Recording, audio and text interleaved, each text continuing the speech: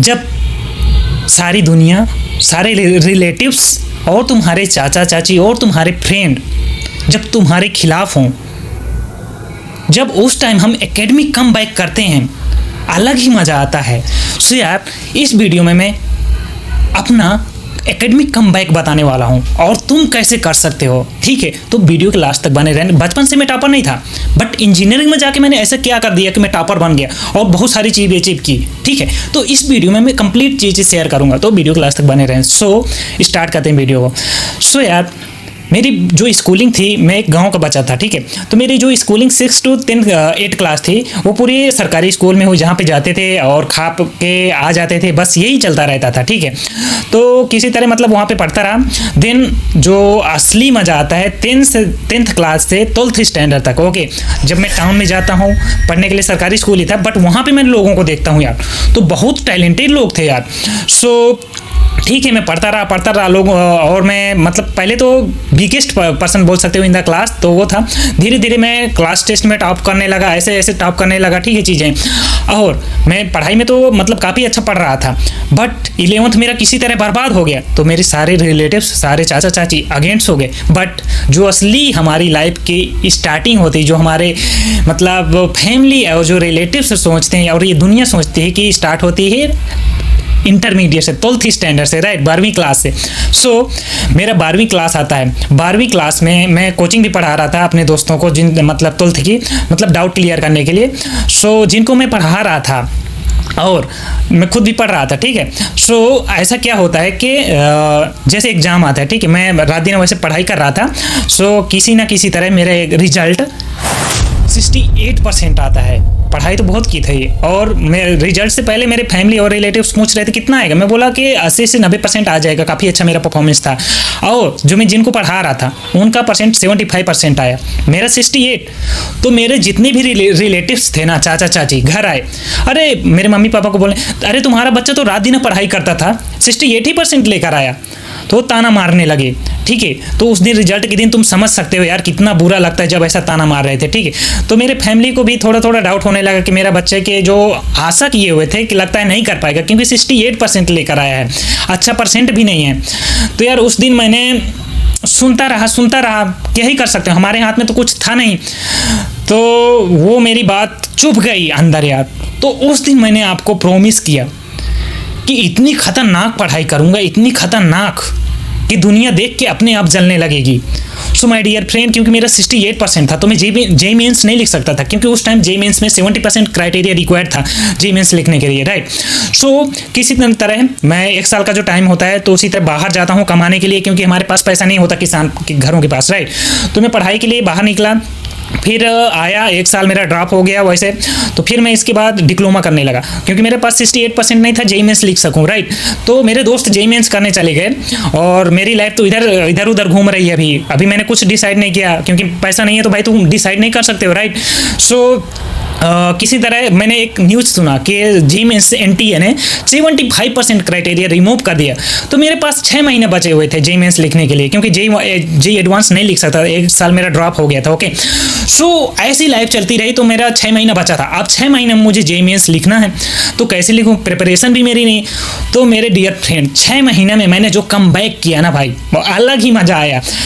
मैंने 6 महीनों को 12 महीना कैसे बताता हूँ।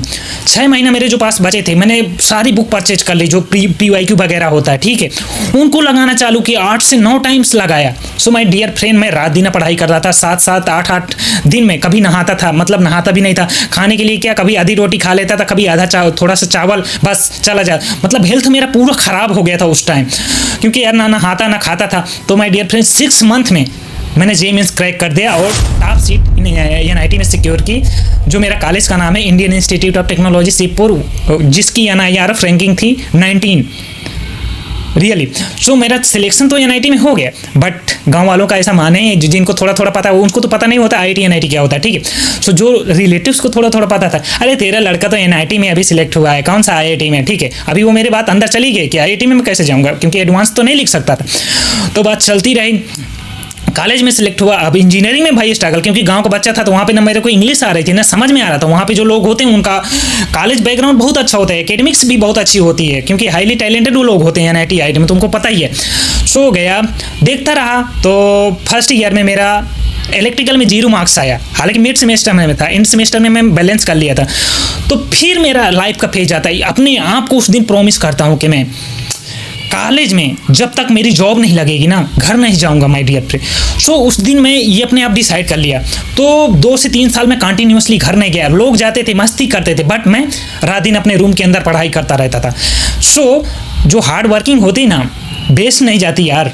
सो ऐसा मैं पढ़ता रहता था। कंपनी अब 3rd ईयर से आना चालू होती है, ठीक है। और जो मेरे कॉलेज में SGP थी ना फर्स्ट सेमेस्टर कैसे इंक्रीज होती, 7, 8.6, 8.9, 9.2 ऐसा मेरा CGP में कम बैक होता है। सो मेरे पास क्योंकि कॉलेज में फाइनेंशियल प्रॉब्लम मेरे थी कि मेरे पापा 6 से 7 लाख कैसे पेमेंट पे कर पाएंगे कॉलेज फी की, क्योंकि मैं गरीब घर का बच्चा था। तो जो मेरा एडमिशन हुआ था ना, तो मेरे पापा ने गाँव में पंडित लोगों से 70,000 रुपये लिए थे एडमिशन के लिए, 5 रुपये इंटरेस्ट पे, ठीक है, 5% इंटरेस्ट पे। तो ये तो मेरा हुआ।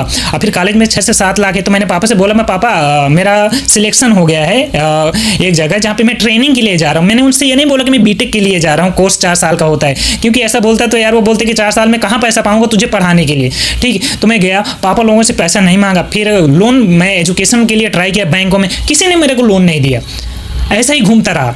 सो अब मुझे लगा यार अगर मेरा प्लेसमेंट नहीं होगा तो मेरे पास जो 6 से 7 लाख का ये कर्ज होने वाला है कॉलेज फी का, तो ये कैसे पे कर पाऊंगा।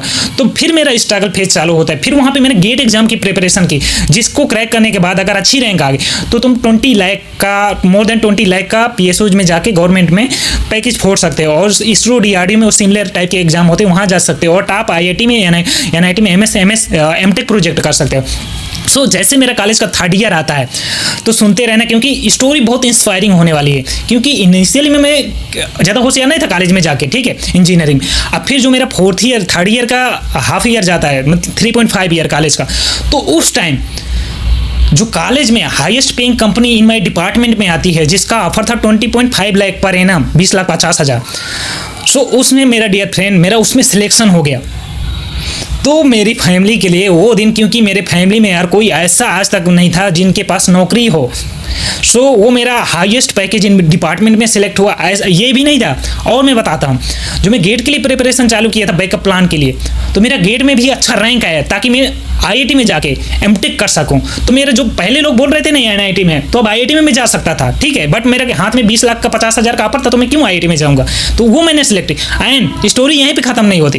कॉलेज में जब मैं निकला तो first rank UG project award मिला मुझे भाई। सो यही बोलते हैं भाई कि लोगों को बोलने दो जो कुछ बोलना है, बट तुम अपने दिल में लो वो जो तुमको चुभ जाती है ना बात, और उसको हार्ड वर्किंग में कन्वर्ट करो, अपने पढ़ाई में कन्वर्ट करो, लड़ने में कन्वर्ट नहीं करना है। सो अगर ये चीज़ तुम्हारे अंदर बैठ गई भाई तो जिंदगी में फोड़ोगे। एक बार अगर तुम्हारी पढ़ाई में लत लग गई तो फिर छूटेगी नहीं। अगर पढ़ाई में लत लग गई तो लाइफ में तुम सक्सेस होके ही मानोगे, रियली बिलीव मी। अब जब मैं घर जाता हूँ ना गाँव, तो वही लोग जो मुझे ताना मार रहे थे ना, वही मुझे रिस्पेक्ट करते। पूरा गांव रिस्पेक्ट करता है कि गांव में पहला PSU ऑफिसर आया है, इतना अच्छा पैकेज है, वही रिस्पेक्ट करते हैं। और सब लोग खाने के लिए बुलाते हैं, और फिर वही लोग तारीफ करते हैं कि पहले बहुत पढ़ाई की है तभी अभी इतना बड़ा सक्सेस उसको मिला है। तो इसीलिए बोलते हैं भाई अगर तुम मेहनत करते रहोगे, जो तुमको निगेटिव पहले बोलते थे ना कि ये पढ़ता रहता था, तो में मुझे क्या बोलते थे कि यार ये पढ़ाई देखने के लिए पढ़ाई कर रहा था रात दिन, इसका कुछ नहीं होने वाला था। अब जब मेरा हाईएस्ट सिलेक्शन हुआ तो फिर बोलने लगे भाई वाह क्या कमबैक किया है, अब लोग तारीफ कर रहे हैं। तो इसलिए जो भी है रिएक्शन स्टडी और ये हार्ड वर्किंग कमबैक से करो यार, तभी मजा आता है। तो आई होप वीडियो थोड़ा इंस्पायरिंग लगी होगी। ऐसा ही लाइफ में कमबैक करते रहना है मेरे दोस्त।